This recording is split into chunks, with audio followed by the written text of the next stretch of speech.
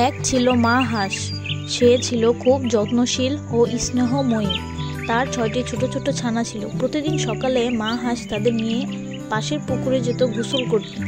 একদিন সকালে মা হাঁস বলল, আমরা আজ নতুন পুকুরে যাব, সবাই আমার পেছনে পেছনে চলবে, কেউ একা একা যাবে না। ছানারা খুশিতে চেঁচিয়ে উঠল, বলল, চলো মা চলো। পথে যেতে যেতে একটি ছোট ছানা ফুল দেখতে গিয়ে দল থেকে বিচ্ছিন্ন হয়ে গেল। সে আশেপাশে তাকিয়ে দেখে মা হাঁস আর ভাই বোনেরা কেউ নেই।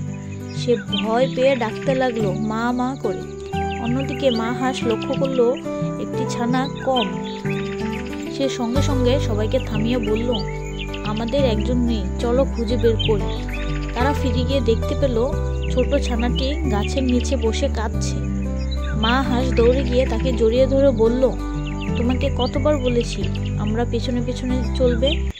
ছানাটি চোখ মুছে বলল, মা আমি ভুল করেছি, আর কখনো দলছুট হব না।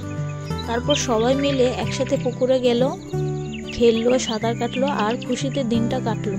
সেদিন থেকে মা হাঁসের সব ছানা বুঝে গিয়েছিল মার কথা শুনে সবকিছু ভালো হয়।